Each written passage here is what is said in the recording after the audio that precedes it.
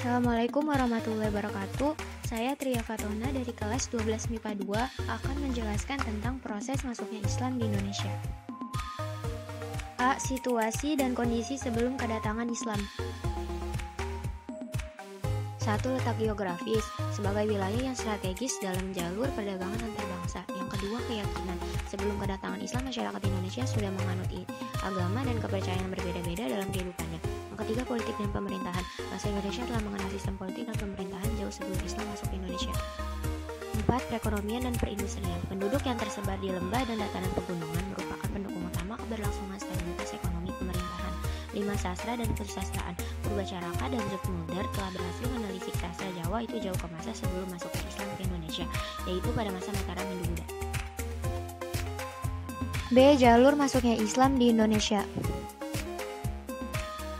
1. Teori India. Teori ini dikemukakan oleh Vishnapel Mokwete Fadli dan seorang orientalis Belanda yang meneliti tentang Islam di Indonesia bernama Snoeck Oostblunch, yang menyatakan bahwa agama Islam baru masuk ke Nusantara pada abad ke-13 Masehi yang dibawa oleh para pedagang dari Cambay, Gujarat, India. 2. Teori Arab. Teori ini dikemukakan oleh Sir Thomas Arnold. Ia berpandangan bahwa para pedagang Arab telah menyebarkan Islam ketika mereka menguasai secara dominan perdagangan Barat Timur sejak abad-abad awal Hijriah atau abad ke-7 dan 8 Masehi. Salah satu sejarawan yang mendukung teori ini ialah Prof. Hamka. Sejarawan lain yang mendukung teori Arab adalah Uka Chandrasasmita, Al-Hashimi, Azumardi, Azra, dan lain-lain. 3. Teori Persia. Sejarawan Husain Jajaningrat adalah orang yang mengemukakan teori ini. Dalam teori ini dinyatakan bahwa Islam masuk ke Nusantara pada abad ke-13 Masehi di Sumatera yang berpusat di Samudra Pasai.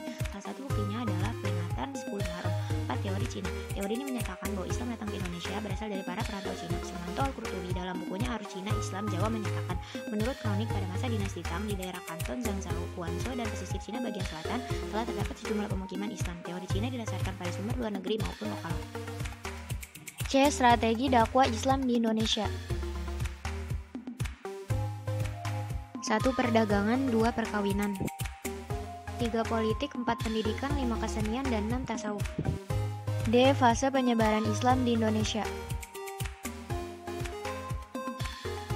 1. Tahap kehadiran pedagang muslim sebelum abad ke-13 Masehi. 2. Tahap terbentuknya kerajaan Islam 13-16 Masehi.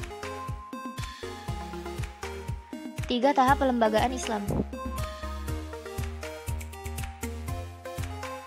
Demikian yang dapat saya sampaikan, kurang lebihnya mohon maaf. Wassalamualaikum warahmatullahi wabarakatuh. Created using Powtoon.